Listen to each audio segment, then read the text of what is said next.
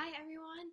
So today I wanted to talk about how to learn new pieces, how to sight read, and how to practice. It's something we all know how important practice is, but it's something that sometimes we don't always talk as much about. So I wanted to kind of dive into that topic today. So I'm going to screen share a PowerPoint I have here, and if at any point in this presentation you guys want to pause the video and take notes on a couple things, feel free to do that at any point. So learning new pieces and effective practice. In this presentation, I'm going to be talking about a couple things that are specific to trumpet, but most of these tips are applicable to all instruments. All right. So when we're sight reading, I have a list of a couple things that we want to pay attention to before we begin the piece. So key signature is definitely one of them. So we're going to want to check the key signature of our music to see if there are any sharps or flats. In this piece, there are not. Time signature is the next one. So we're going to take a look at the time signature right here, just so that we know what meter we're going to be playing in. We want to take a look at the tempo. Sometimes they'll have a specific marking like the tempo equals 100 or quarter note equals 100. In this case, we have a marking here in Italian, and you can find there are actually specific tempos associated with these names, like allegro, or sometimes you might see other Italian terms like presto or vivace, or like largo, andante, and there are actually charts that you can find online that have specific tempos that are related to those musical terms. So that's something to check beforehand. We want to check the roadmap. So what I mean by roadmap are we want to check, like here we see repeats and we see a first and second ending, and we see that here this is the ending here. So they want us to end here because it says fine. In some pieces there will be repeats. There could be a DSL coda, there could be a DCL coda. So before we begin sight reading a piece, we want to take a look quickly and just scan to see where the roadmap is going. So in this case, I know that I'll be repeating back here. If you have a DSL coda, you want to know where that sign is so that as you read through, your eyes can go to that quickly. Rhythm, I have underlined with lots of exclamation points. A lot of times when we sight read, we get really stuck on the notes and wanting to play the correct notes, but the most important thing to pay attention to when you're sight reading is actually the rhythm. It's going to be what keeps you in time and on track as you're going through the piece, and it's also going to be, when you're playing with other people, what keeps you connected and in time so that you don't get lost while you're playing with other people. So rhythm is the most important, and if you focus on the rhythm, usually you end up hitting more of the correct notes as well. I have style written here, so when you're sight reading a piece after you've looked through all of these things, briefly look. In this one we see it's a little bit more separated of a style, and this is something we would want to pay attention to, just so we're not playing it too legato as we go through. In other pieces you might see more slurs, and that would be a good indicator that when you read through the piece for the first time, you're probably going to want to play in a little bit more gentle and lyrical style. And then just quickly, once you've looked at all of those things, look at other spots that might be a little bit tricky on your first read through, whether that would be specific rhythms or articulation. So we see a couple staccatos here. Or another important thing to look at would be where, like here we see some accidentals. We see some natural signs and some flats. So if you have time after looking through all of these things, quickly scan through the piece and just look for those specific measures. All right, I think from here I'm going to full screen this presentation. So then how do we actually learn new music? So after we're done sight reading and we get a new piece and we have to work on it, there are a couple steps we can take to practice efficiently and to learn the piece to the best of our ability. My first thing I have listed here is listen to the masters on your instrument. So find out who the professional players are of that instrument and who some of the most famous are, and just spend some time listening. I have some notes here. Not only do you want to listen, but you want to actively be listening, which means you're thinking about what do you like about their sound, what would you change about their sound, and how can you use it in your playing. So I have a YouTube playlist here, and it's full of great trumpet music. It's got classical music and a little bit of Latin and some jazz. So it's got a little bit of everything in there. And when you're listening, think about, do you like their articulation? Do you like their tone, the way they phrase things? And then try to pick something specific. Like if I really like someone's tone, I'll pick that. And I will try to practice sounding like that. So when I go to practice, then I have that in my ear and I try to play the same way. And that helps improve my playing as a trumpet player. Another example is it's hard. Sometimes we don't talk about listening a lot, but it would be like if you are asked to play a specific lyrical piece that you don't know, it's really important to find somebody else who's playing it or playing a piece in a similar style. It would be like if I asked you to paint a Picasso painting. It would be difficult, if not impossible, to do it if you've never seen. It would be impossible to do it if you've never seen what a Picasso painting looks like. So in the same way, if we don't know what a piece sounds like, it's hard to execute it the way it's supposed to be executed. So listening is really important. The second thing I have listed here is to plan our practice. So in order to practice our music and get better at it, we really have to know what are the things that we want to get better at. So when you set your goals, set goals that are specific and attainable.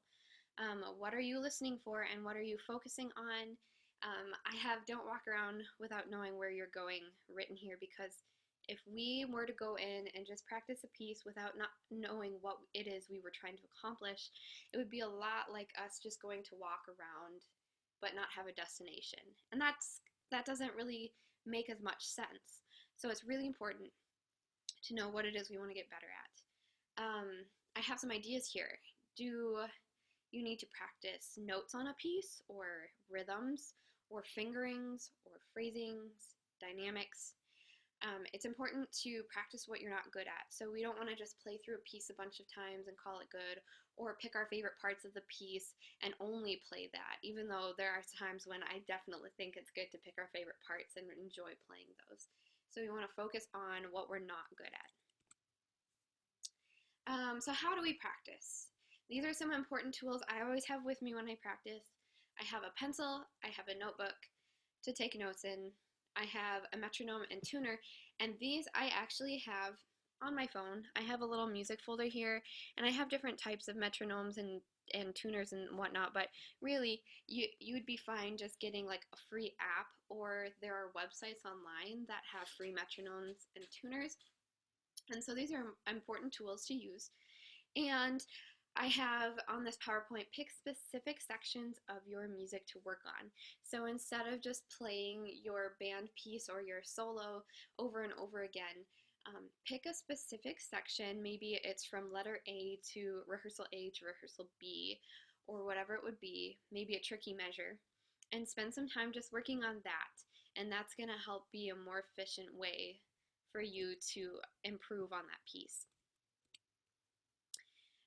So here I have some exercises we can actually use when we're practicing, so that we're not just playing the piece over and over, and it's a better way to help us accomplish our goals. And I have here, it also helps us save our chops. So when we're practicing, we want to follow equal rest, equal play. We don't want to have the horn on our face all the time, otherwise we get really tired. So these are exercises that are really great for helping you accomplish specific goals, and they save your face. So if you need to practice notes, I have the first one here. If you need to practice your notes, if you just need to know what the notes are in your piece, instead of just trying to play that section over and over, spend some time on the specific measures you need to look at and say the note names out loud and finger along. So I'll see if I can kind of show you with this piece here. With this example, instead of just going through and playing a section I might find tricky, like let's say this measure down here, I might just sit here and go C, and then C, and then B natural, and I would finger it, B flat, and I would finger it. And if I was unfamiliar with any of those notes, I'd go look at a fingering chart quickly, and then I'd say the name, and I would finger the note. All right. Rhythms. The next thing I want to talk about is rhythms. So if we need to practice rhythms in a specific section of our music, I'll take my metronome, and then I'll set it at a tempo that I'm comfortable at. So if you're having a tricky time getting those rhythms correct at the tempo they're supposed to be played, just slow it down a little bit. So set your metronome to the appropriate tempo, count out loud, and clap the rhythm. So I'll demonstrate. Right here, I'm going to turn my metronome on. And if I start from the beginning, I would go 1, 2, and 1, 2, 1, 2, 1, hold 2, 1, 2, and 1, a 2, and 1, 2, and 1, a 2, and 1. And if I found it difficult or tricky, or if I tripped up at all, I'll slow the tempo down and spend even more time just figuring out those rhythms and those counts. And if you have to turn the metronome off for a second just to make sure you know what beat each note is on and what the count is, it's completely okay. So take it at the pace you're comfortable with, and when you can get it down really solid, then I will turn the speed up on my metronome until I'm at the correct speed. So if you need to practice steady airstream, so this is something that we sometimes need to practice as trumpet players. If we need to just practice moving our air through a passage, if we notice that we are missing a lot of notes, or if we feel like our air is stuck, we can do what I like to call wind patterning. So I'll demonstrate what this is, and as I do this, what I'm listening for is that I have a steady, focused airstream, and that as I go higher, I speed up my air. So I'm actually going to start on this measure so you can kind of hear that. And my goal as I do this, I'm going to tongue and use my air like I would if I was playing and finger along. If that's too many steps, you can just tongue it and use your air to the rhythm. So I would go.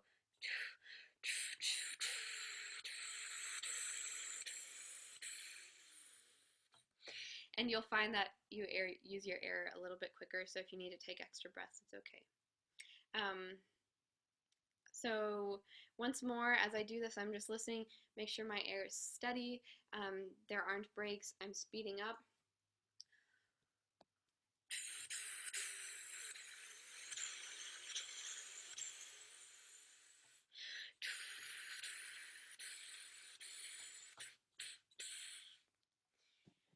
And this is a good way just to practice getting my airflow, and also to practice those fingerings if I need to, without having to use my chops for that. So that's a great tool if you are practicing using your steady airstream. Hearing the piece in our head, especially as brass players, because we can play so many notes with the same fingering, is really important. So this is my process always, always, always on every piece that I ever learn.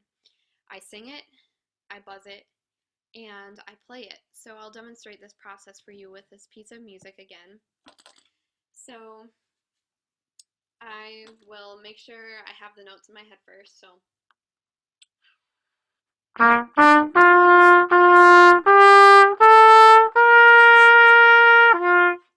and then I'll sing it. Ta ta ta ta ta ta ta. I'm trying to make sure that I have this right style and that my air is moving even when I'm singing. Then when I can sing it really comfortably, I have it in my ear, I buzz on my mouthpiece. The rule is if you can sing it and you can buzz it, it's way easier to play. So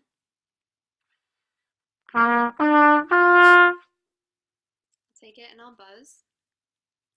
And I actually, when I buzz, I like to slur the whole thing. It makes sure that my air is always moving. So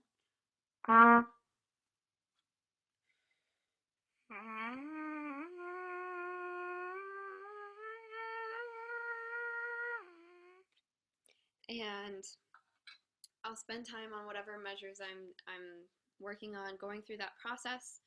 And when you buzz, it's important to create as soft as a sound as possible while still using your air. So we don't want to do it too softly where we're not using our air to drive the sound. But creating a soft buzz in tune with those pitches will make playing it much easier. So once I can sing it and I can buzz it, I put it on the horn.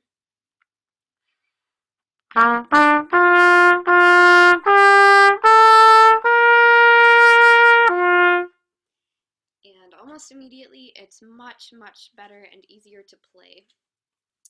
The other thing is, as you practice your buzzing, don't do it too much. So if we buzz and we're not keeping our body relaxed, we're not using enough air, it can actually, it can damage playing a little bit if you're not careful with it. But if you use it properly and you stay relaxed and you use your air, don't buzz too much, it's really beneficial. So when you're doing this process, I always recommend airing on the side of singing it more than you buzz it. And then phrasing. If you want to work on phrasing and making your line more musical, these are some really great tips. Listen to somebody else play it. So if I'm practicing a solo or a piece for band, I will find somebody who I know is a professional and has a really beautiful sound. I'll listen and I'll see what they're doing musically and if I can copy it. You can use the wind patterning we talked about. So if I want this musical line to move forward, you're going to hear it in my air. So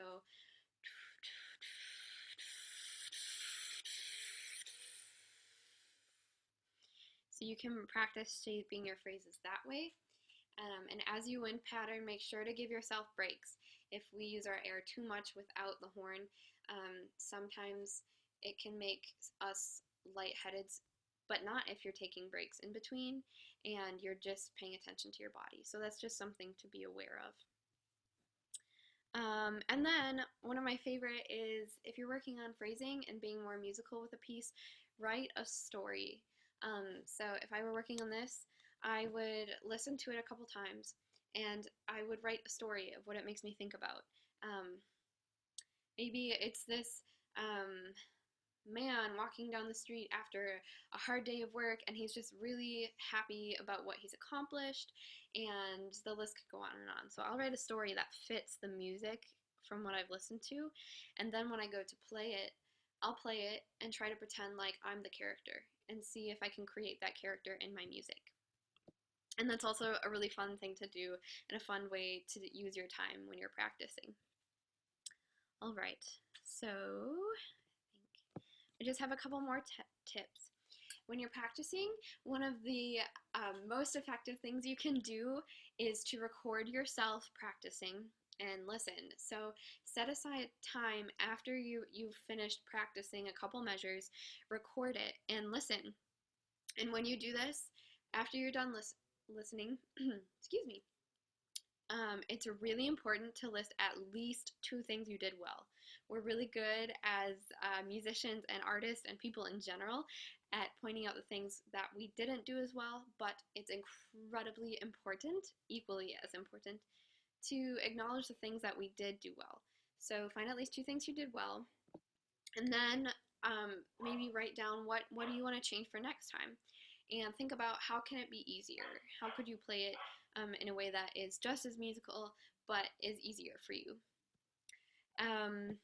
These are some important things to note. Mistakes are okay. They help us figure out what we want to change for the next time. So if you make a mistake or you record yourself and you hear something that maybe isn't your favorite, don't be too hard on yourself and don't get down. It's an experimental process, kind of like science. It's like if you go to science class and you perform an experiment and something doesn't work, you just try something different and see what might work. And practicing is the same way. So mistakes are okay. We use them to help us figure out what to do for the next time. And as you're practicing, talk to yourself like you would talk to a friend. So sometimes when we get done with a passage and it's not our favorite, we have a tendency to say, "Oh, like I'm so bad," or just to talk really negatively about ourselves. And it's really important that we catch that and we change that. It's important that we talk to ourselves in an encouraging and positive way that doesn't put us down, but that encourages us to try better for the next time. So if something comes up, you just say, okay, so like I'll change this for next time, but it doesn't mean I'm a bad player. So just monitor what type of things you're telling yourself as you practice. And then my last reminders, things for you to remember: equal rest, equal play. As you practice, make sure that the time you spend on the horn is balanced by breaks in between that match that time. Never force your playing. So if playing is feeling tight and strenuous, instead of pushing for that next note, stay relaxed and rely on your air. A lot of times, if you're getting fatigued, um, obviously there are times when you stop practicing for the day then and you relax, but sometimes when you're playing and you have to keep playing when you're fatigued, just rely on your air. Don't use pressure. Try not to tense up. Just use that air. And then remember that you are loved and you are valued, and your success in this musical endeavor does not define you. So if you have a day of practice and it doesn't go the way you had hoped, don't take it personally. Don't let it creep into the rest of your day. Just go, okay, shake it off. Go, okay, maybe jot down a note of tomorrow I would like to work on this, or I would like to try to improve this, and then just let it go, because you were loved and you were valued, and we're going to have days of ups and downs, and that's okay. And that's just a part of the process. And it doesn't define who you are as an individual. And then my last notes are: music is a gift. It is a blessing that we get to play music and we get to share it with each other, and we get to see our band friends and interact in that way, and have fun. So a lot of times when we're practicing, it can be work, but also just remember to have fun with the music you're making. So I'll stop sharing. And that's the end of the presentation. If you guys have any questions, feel free to reach out to the music department at UWSP, and I hope you have a wonderful rest of your day or evening. Thank you. Bye.